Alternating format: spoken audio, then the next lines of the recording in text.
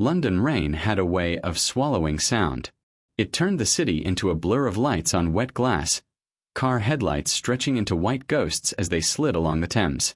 Inside the black Aston Martin, James Bond sat in the driver's seat and watched the ripples race down the windshield, feeling the quiet before emissions settle around him like a second coat. M's voice came through the earpiece, clipped and tired. 007, you know the drill. In and out. Retrieve the prototype, no fireworks. Our friends in Washington are already panicking about what Helix Dynamics has built. Bond smiled faintly. Then I'll make sure they never have to see it. Q will guide you from here, M said, and cut the line. Try not to break anything expensive, will you? Q's voice replaced hers, lighter, laced with static. The board believes this thing could rewrite physics. Or erase it completely. Charming, Bond replied, stepping out into the rain. What precisely am I stealing? The internal documents call it an Einstein-Rosen resonance core, Q said. They claim it can fold space. Their test logs show localized gravitational spikes, temporal distortion, odd radiation patterns. And one line in the margins. Contact. I do hope they meant with other departments. Bond shut the car door and looked up. Helix Tower stabbed the night sky like a glass needle, its top floors lost in low clouds. Each pane reflected the city back at itself, a vertical river of light.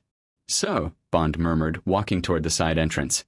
I get in, unplug the dangerous toy, and get out before anyone starts poking holes in reality. That would be ideal, Q said. Your security badge should get you to sublevel 7. Lab Theta. I've looped some of the cameras, but please avoid getting shot. Changing the footage is bothersome when you're bleeding to death somewhere. Bond pushed through the side door with a nod to the board guard, who barely glanced at the forged badge. The building smelled of recirculated air and disinfectant. Screens glowed on walls, scrolling data he ignored. His footsteps were silent on the polished floor as he moved into the elevator and pressed the button for the sublevels. The doors closed, sealing him in a mirrored box with his own reflection. Dark tactical suit under a black coat, compact pistol beneath his arm, slim gadgets sewn into his belt. He looked exactly like what he was, a man whose job was to walk into places that should be impossible to leave. Sublevel 7, the mechanical voice announced. The doors opened onto a quieter corridor. White panels hummed softly, light too pure to be natural. Bond walked with the easy confidence of an employee who belonged there, card dangling from his belt. Only when he reached the double doors marked Theta did he slow. Q, he whispered. Doors on a localized system, Q replied. You'll have to charm it yourself. Bond knelt at the side panel, slid open a cover, and clipped a small device into the maintenance port. Numbers flickered. The lock clicked. The doors slid aside. The lab felt wrong the moment he stepped in. It was circular, ringed with equipment, cables running like nervous veins into a central containment chamber. Inside that chamber, suspended in a field of invisible force, hung a sphere of light the size of a human head. It wasn't a simple glow. Colors shifted across its surface in patterns that almost looked purposeful, layers sliding over one another like thoughts. As Bond watched, the sphere pulsed. The lights in the room dimmed as though the thing had inhaled. Q, Bond murmured. If this is your idea of a light bulb, we need to talk. Data poured into Q systems through Bond's feed. His voice became tight. That field is reading. No. That can't be right. Bond, the energy signature is unlike anything we've seen. Gravity, electromagnetism, something else entirely. Do not touch it. Just disconnect the power lines at junction B. I've marked it on your contact lens.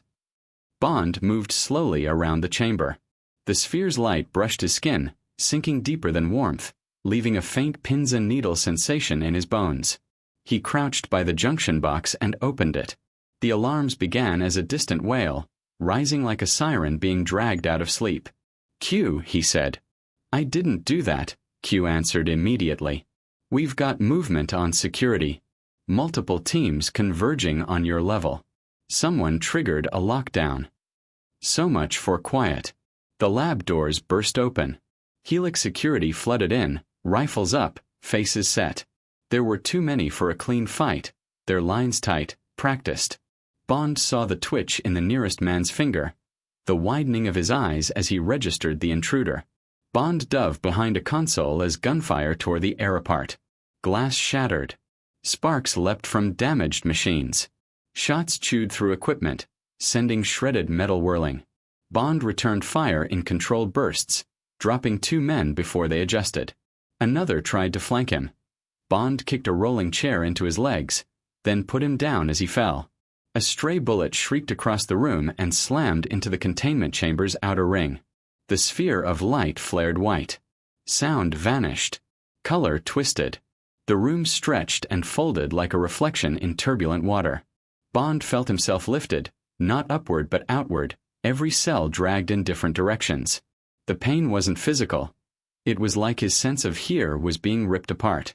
He heard something in the silence, a vast, distant roar and overlapping whispers, thousands of voices speaking a language he almost understood. Images flashed against his mind, a sky on fire, a city made of bones, a golden throne surrounded by endless machines. Then there was only falling. When he hit, the impact drove the air from his lungs.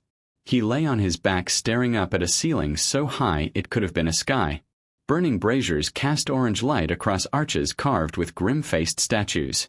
The air smelled of oil, incense, and old smoke. Somewhere in the distance, a choir of voices chanted in a tongue like cracked stone. Bond rolled onto his side, coughing. The floor was black stone, cold even through his gloves.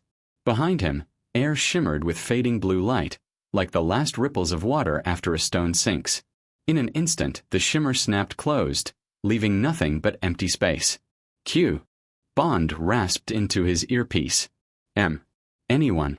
Only static answered. The familiar background hum of London's networks was gone, replaced by an emptiness that felt too big. Boots thundered. He turned toward the sound and saw soldiers pouring into the hall.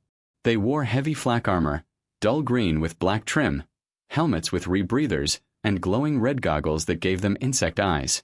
The weapons in their hands were crude and brutal, like handheld cannons fed by thick power packs. Each bore a stylized double-headed eagle on their shoulder plates. They spread out with practiced discipline, forming a half-circle around him. In the name of the Emperor, one shouted, "On your knees, heretic." Bond slowly raised his hands.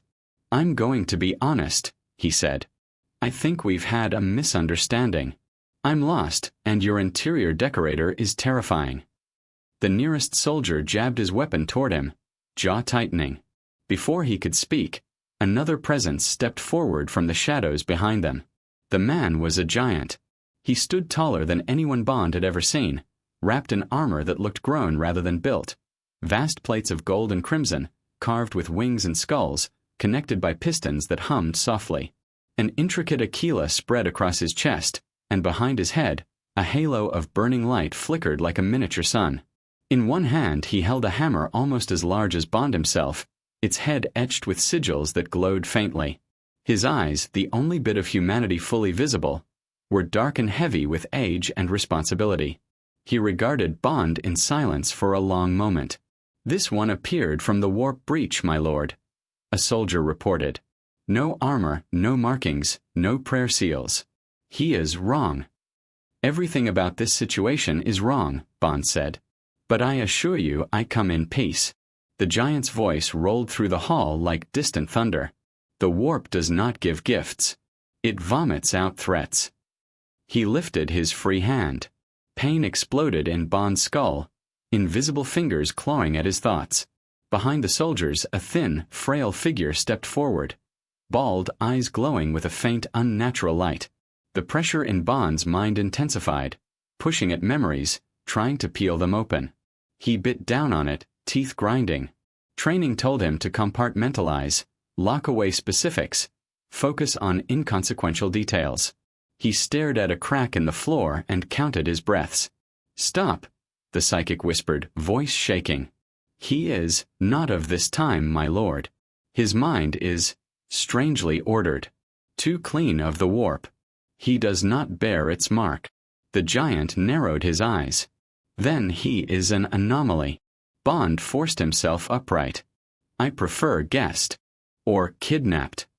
Either is technically accurate. The soldiers tensed, but the giant lifted a hand and they stilled. Bind him, he said. Take him to Inquisitor Vale.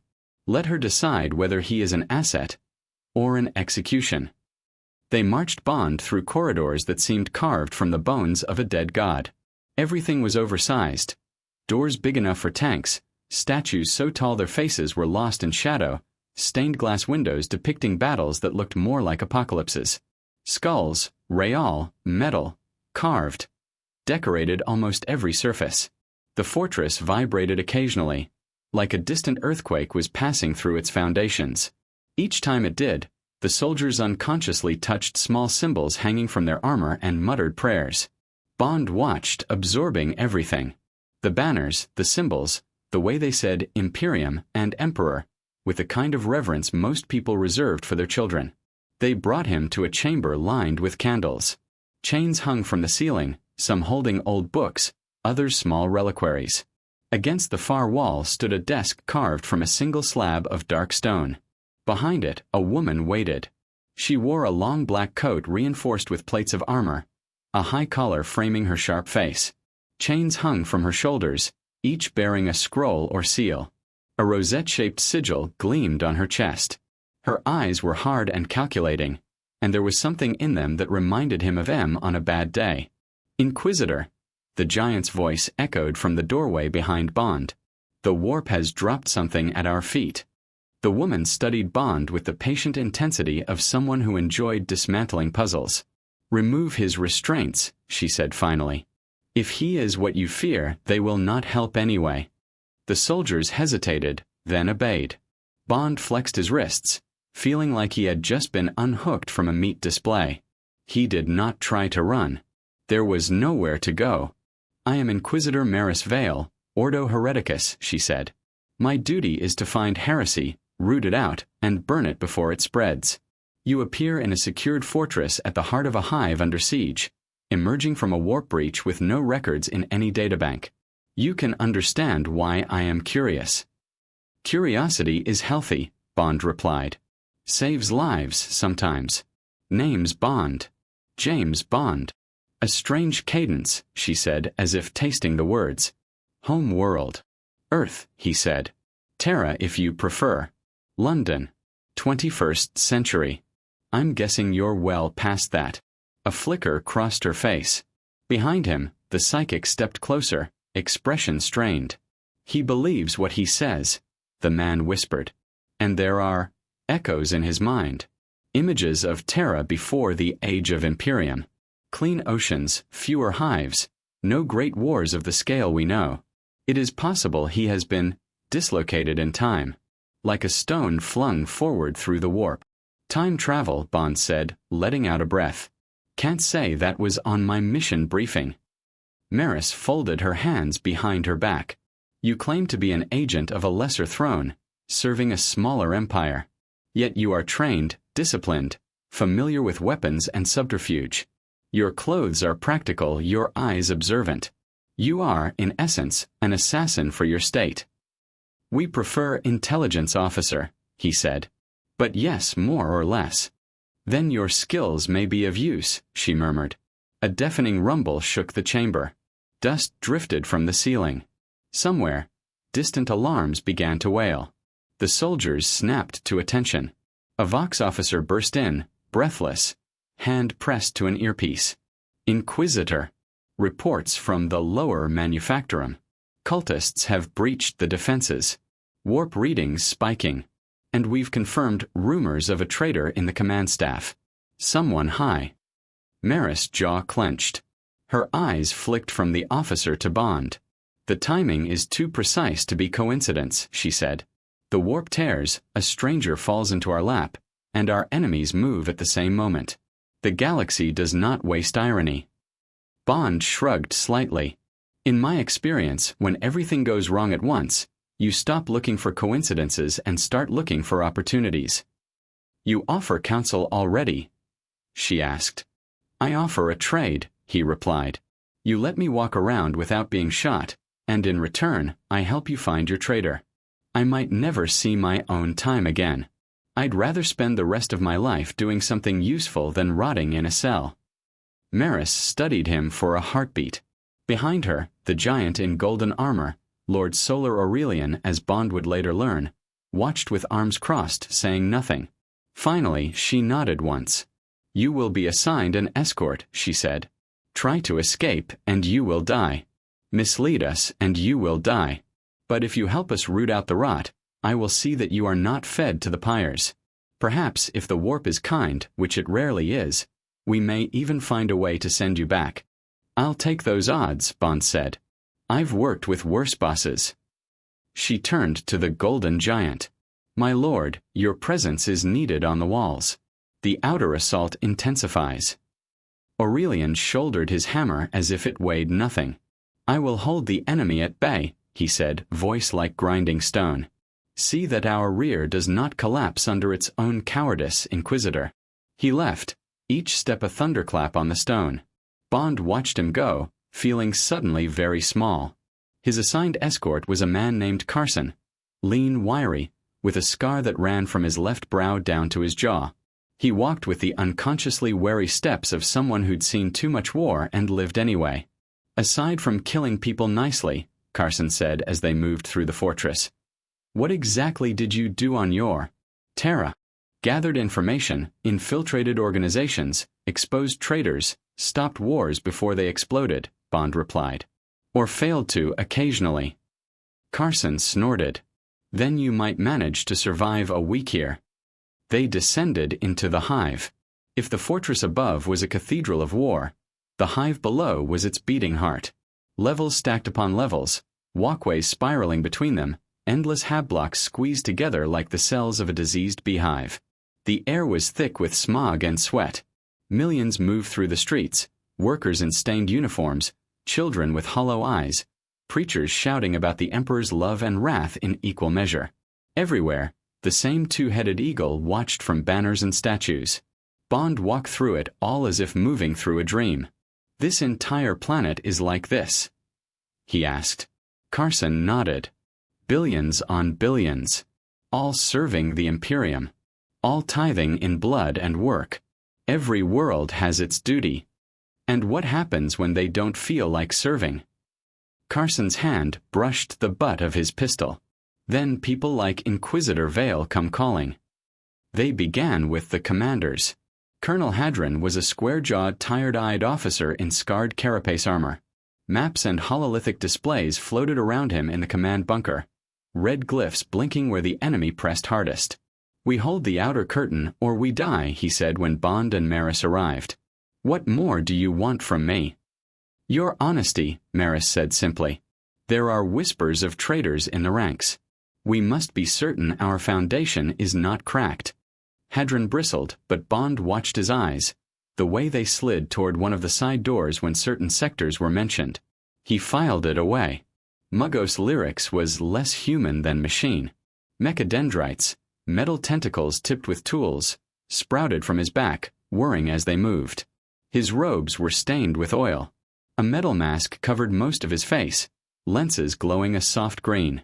"The machine spirits are disturbed," Lyrics crackled in a voice that didn't quite fit his lips. "Production has faltered. I suspect sabotage. Or heresy. Or both."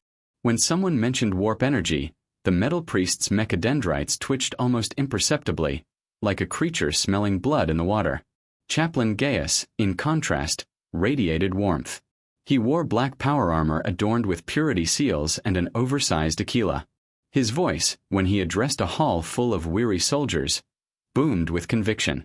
"We are the Emperor's shield," he roared. "We do not break. We do not bow. We stand, for if we fall, the galaxy falls with us." The soldiers roared back, some with tears in their eyes.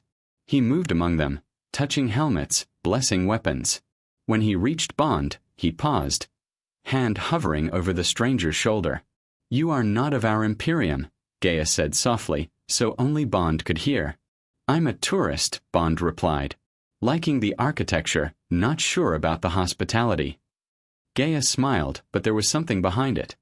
Something too intense, like a man standing on the edge of a cliff who had convinced himself flying was an option. Even in the darkest times, the chaplain murmured, change is possible. New gods can rise, old chains can shatter. Bond felt a prickle at the back of his neck. The words were wrong, just slightly, like a note souring at the end of a song. Afterward, he stood with Maris and Carson in a side corridor. Hadron is under crushing pressure, Bond said. But he believes in his duty. His eyes gave him away. He's hiding something, but I suspect it's a line of retreat, not a pact with your monsters. And lyrics? Maris asked. Too fascinated by his machines to kneel to anything else, Bond replied. He might sabotage and call it a test, but not for chaos. He worships cables and code. Leaving Gaius, Carson said quietly. Bond nodded. He talks like a man who wants to change the world. In my experience, those are the ones who sell it out. Maris' eyes hardened. He is beloved, respected. If he has turned, the damage could be catastrophic. More reports came in as they moved. Manufactorums burning, entire hab blocks chanting in one voice, symbols drawn in blood on walls. In the underhive, Bond saw one of those symbols for the first time. A jagged 8-pointed star, scratched into flesh, painted on doors. Chaos, they called it. A word that here meant more than disorder. It meant living thought, corruption with its own hunger. They walked into an ambush 2 days later. Maris had traced whispers of a meeting to a collapsed chapel in the underhive. Bond and Carson flanked her as they entered, weapons ready. The air smelled of mold and old incense. Candles burned in the dark, arranged in spirals around an altar smeared with something that probably wasn't paint. Shapes moved in the shadows. Cloaks rustled. Eyes glinted. Bond fired first. The shot caught the nearest cultist in the shoulder, spinning him around. The others shrieked and returned fire with mismatched weapons. Pistols, shotguns, rusty blades. One hurled a handful of powder into the air, shouting a phrase that clawed at Bond's ears. The candle's flames turned purple. Something pushed at the edges of reality, like fingers testing a membrane. Maris raised a talisman and bellowed a prayer that sounded more like an indictment. Carson's shots were methodical, brutal. Bond moved on instinct, using broken pews as cover, picking targets who misjudged angles. A cultist lunged for him with a knife. Bond caught his wrist, twisted, drove his fist into the man's throat. As the man choked, Bond saw the symbol carved into his chest, lines inflamed and weeping, pulsing faintly with sick light. He shoved the body aside and shot another in the knee. The air rippled. For an instant, the chapel walls peeled back and something else pressed against the world. Eyes without faces, teeth without mouths, colors that hurt to look at. Bond felt it searching, sniffing at their fear. Maris hurled a fistful of sanctified ash into the air, shouting the Emperor's name. The vision snapped away. The last cultist fell with half his head missing, courtesy of Carson. Breathing hard, Bond leaned against a cracked pillar. These people, he said, they're not just following a madman. They're gateways. Maris nodded grimly. Chaos promises freedom from pain, from duty, from the grind of existence. It whispers that everything can be remade. For some, that is a temptation they cannot resist. Who's whispering? Bond asked. She met his gaze. You will not sleep easier knowing the answer. Back at the fortress, the noose tightened. Comms logs showed that certain squads had been sent to the wrong places at critical moments. Supply shipments disappeared on their way to key fronts. Orders countermanded each other. Every pattern pointed toward a single origin, the chaplain's chapel, where he supposedly spent his nights at prayer. Bond broke into it with Carson at his side. Rows of candles lit the small chamber. Icons of the Emperor lined the walls, their stern faces watching. On the central altar lay a heavy book bound in cracked leather, its pages covered in dense script. At first glance, it was a devotional. But when Bond leaned closer, his stomach tightened. The handwriting changed gradually as the pages went on. Clean Imperial Gothic twisting into jagged spiraling glyphs that crawled across the paper like living ink. Between prayers to the Emperor, new lines appeared, praising the Four and the Great Change. Diagrams showed circles within circles. Human figures twisted into impossible shapes. Carson crossed himself. Emperor preserve us. Too late for whoever wrote this, Bond said. Footsteps. They spun around. Chaplain Gaius stood in the doorway, helmet off, eyes burning with something that was not quite sanity. Behind him, the corridor seemed to flicker, edges blurring. You shouldn't be here, he said. On that, Bond replied. We can agree. Gaius stepped forward, the candle's flames tilting toward him as if dragged by invisible wind. His smile was too wide. Do you see it now, Outlander? The stagnation. The endless war? 10,000 years of dying for a throne that never speaks? The Emperor is a corpse wired into a machine. The gods I serve are alive. Alive isn't the same as kind, Bond said. I've met plenty of things that were alive and still needed killing. A universe remade in our image, Gaius whispered. No more tithes. No more chains. Only transformation. The Imperium is a cage. Chaos is the key. He raised his Crozius, the mace of office, now subtly warped, metal flowing like molten wax. The air thickened. Shadows stretched toward him. Bond fired. The shot struck Gaius square in the chest. For a heartbeat, nothing happened. Then the bullet peeled apart in midair, spiraling into glowing dust that vanished before it hit the floor. Gaius laughed. Your little toys don't work here, Agent, he said. Not when higher powers pay attention. The room lurched. The walls bent, angles turning wrong. Carson staggered, clutching his head. Bond felt like he was standing on the deck of a ship in a storm made of space and time. Maris was right, Bond muttered. You really are the rot. Gaius spread his arms. When I finish my work, this hive will be free. Your golden lord will kneel, his halo broken, and the people will finally see the truth. The floor under Bond's feet cracked, opening into a chasm full of swirling light. For a second, he saw things moving in it. Hands too long, eyes without faces, tongues made of smoke. He dove, grabbing Carson and tackling him through the door. The chapel exploded behind them, a wave of warp energy billowing out. Candles vaporized. Icons twisted into screaming shapes. When Bond looked back, the room was empty. Gaius was gone. After that, events moved quickly. The manufactorum burned fully now, smoke pouring from level after level. Cult symbols appeared overnight on walls the Inquisition had already cleared. The outer assault intensified as if some distant intelligence sensed weakness. In the war room, maps bled red. He's going to strike something big, Bond said, tracing the pattern on a display. These attacks are distractions, drawing you thin, forcing you to move your heavy hitters around. Lord Aurelian is needed at the southern wall, Hadron argued. If he leaves, the line breaks. And if he stays, he might fall where everyone can see, Bond replied.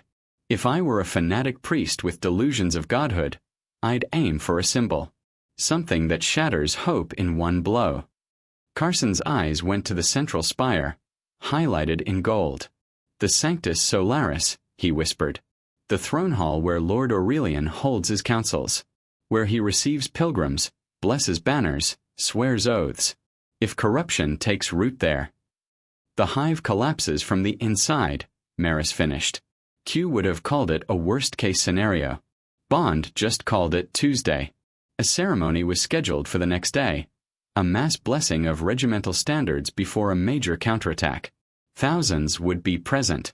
Lord Aurelian would stand at the altar beneath stained glass the height of a tower. Chaplain Gaius, as spiritual leader, was supposed to officiate. He'll twist the ritual, Bond said. Use all that faith and fear like fuel. Turn their devotion into a beacon for whatever things are scratching at the walls of reality.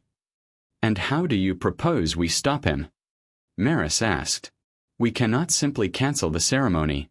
Morale is already stretched to breaking. If we reveal that a chaplain has turned to chaos, trust in the ecclesiarchy will crumble. Then we don't cancel it, Bond said. We attend it. Quietly. Prepared. He spent the night planning, the way he always did before a mission that could kill him. Only this time, the variables included gods and demons and a future he didn't understand. He studied the layout of the Sanctus Solaris. Balconies, pillars, chandeliers, the great dais where the Lord Solar stood. He memorized distances, angles, sight lines. He acquired a compact las pistol tuned for precision, its power pack overcharged. He quietly asked a tech priest for a small device that could disrupt localized energy fields. The priest gave him something that hummed like a beehive and smelled faintly of ozone. When he finally tried to sleep, he dreamed of London drowned in the hive shadow. The next day, the Sanctus Solaris was a sea of bodies. Regiments stood in ranks, banners held high, cloth emblazoned with skulls and eagles, edges stained by old blood. Incense hung thick in the air. Hymns echoed off the vaulted ceiling, voices rising to meet the stained glass. The giant braziers along the walls burned brighter than usual, flames reaching hungrily upward. Bond moved along the upper balcony with Carson, blending in among a handful of officers and scribes. Maris stood below near the front, face hidden beneath a hood, rosary wrapped around her hand like a garrote. At the far end of the hall, atop the dais, Lord Solar Aurelian stood armored and imposing, golden halo blazing.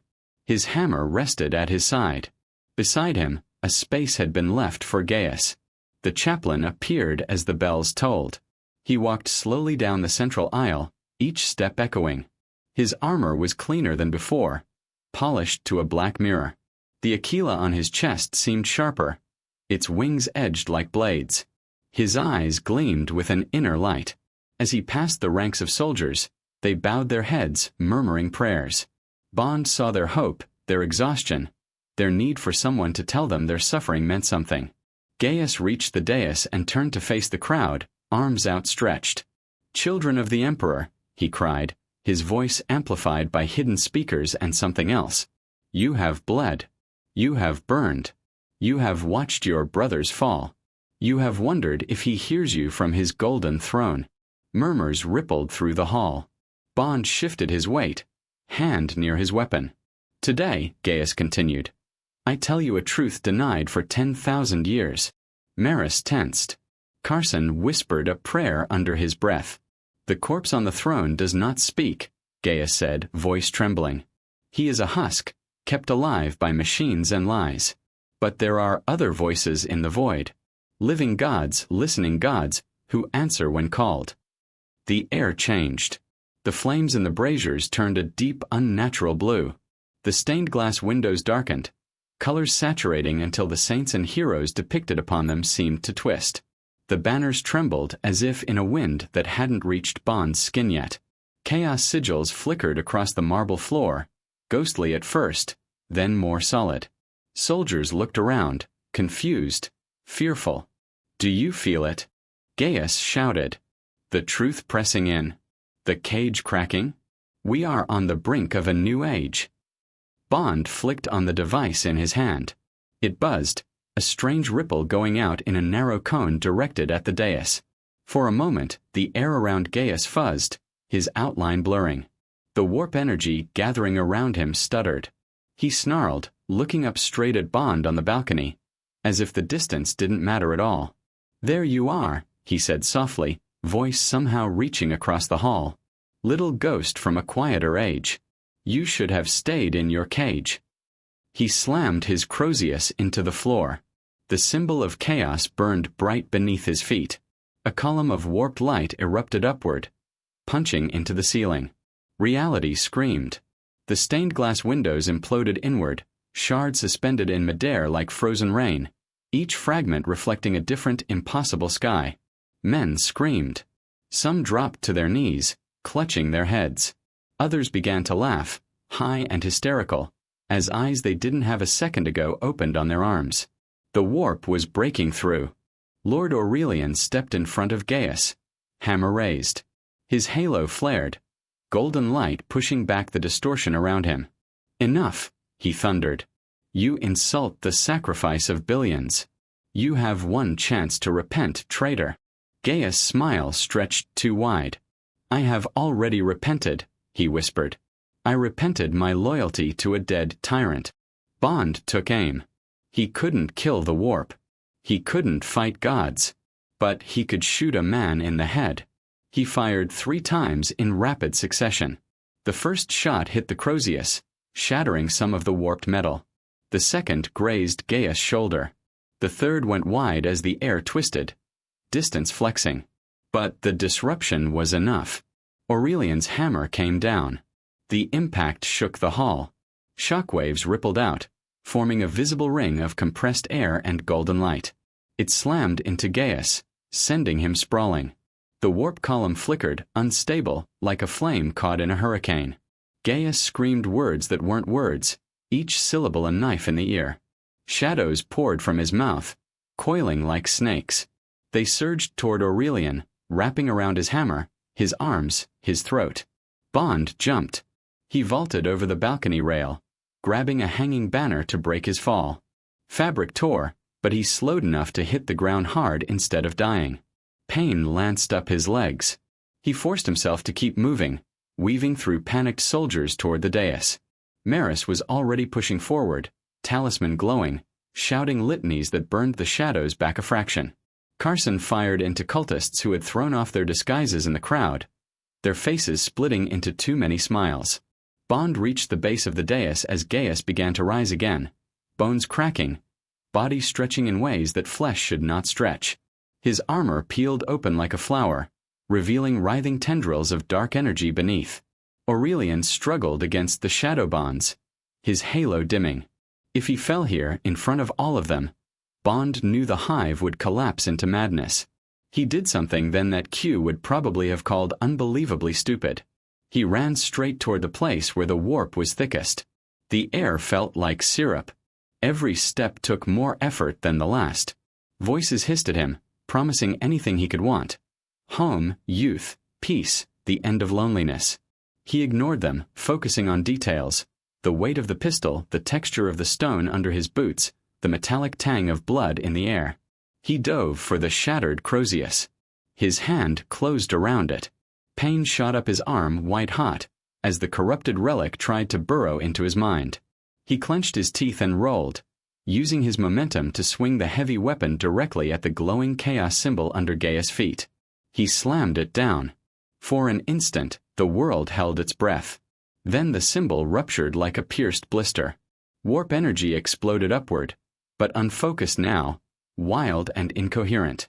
It howled as it tore free, seeking structure and finding none. The column around Gaius split, spraying fragments of unreality across the hall. They hit banners, statues, bits of floor, but not Aurelian. Freed from the bindings, the golden giant roared and drove his hammer into Gaius with all the force of a falling star. The chaplain's body simply came apart. Not in blood and bone, but in shards of light and dark, pieces of something that was no longer entirely human. They flew outward, shrieking, then burned away in the Lord Solar's radiance. The warp rift in the hall collapsed with a sound like a million doors slamming shut. Silence crashed down. The suspended glass shards fell all at once, raining down like glittering knives. Aurelian's halo flared brighter and a faint shimmering shield spread out, deflecting them away from the surviving soldiers. The last of the unnatural flames guttered and died. Bond knelt on the shattered symbol, chest heaving. His hand still tingled where he had touched the Crozius, invisible burns spiderwebbing his nerves. He looked up at Aurelian. The Lord Solar looked back. "You interfered," Aurelian said. Bond managed a tired smile. "You were aiming to smash him. I just wanted to make sure you hit the right bit." For a heartbeat, no one moved. Then, to his own surprise, Bond heard it, a low chuckle deep and rough. It took him a second to realize it came from the golden giant. "Small blades," Aurelian said, "sometimes strike where great hammers cannot." Maris approached, face pale but composed. "The ritual is broken," she said. "The cult will scatter without their priest. We can root them out now, one by one." She looked at Bond. In her eyes, the suspicion had not vanished, but it had changed shape. There was respect there now, unwilling and sharp. "Not bad for a man whose empire fits on a single world," she said. "Give us time," Bond replied hoarsely. "We're ambitious." In the aftermath, the hive did not suddenly become bright or hopeful. This was still the 41st millennium, and there was still only war. but the manufactorums began to smoke with productive fire again. The outer assault faltered under Aurelian's renewed offensive. The cult symbols faded from walls, scrubbed away by soldiers who had seen too much to be tempted easily again. As for Bond, he found himself in a smaller chamber one evening, standing once more before a warp anomaly. It was contained now in a ring of humming machinery, watched over by Muggos lyrics and 3 grim-faced psychers. The rift was smaller than the one that had brought him here, a swirling knot of blue light that rippled like water in a high wind. "We have stabilized it as much as possible," Lyric said. "Calculations suggest it may connect to your original temporal coordinates, or to another point in your planet's history, or to the heart of a star. Probability distributions are unhelpful." "In simpler terms," Mara said, standing at his side, "if you step through, you might go home. You might die. Or you might end up somewhere even worse." Bond stared into the rift. Inside it, he thought he saw flickers of familiar things. London skyline, the curve of the Thames, the glow of modern streetlights. It could have been illusion. It could have been a promise. "Q would have a field day with this," he murmured. "Your colleague," Mara said. "The one who built your toys." "He'd tell me to gather more data," Bond replied. "Run simulations. Start with a drone." "And what does James Bond say?" she asked. He was quiet for a long moment. He thought of his world, blissfully unaware of the nightmares waiting in its future.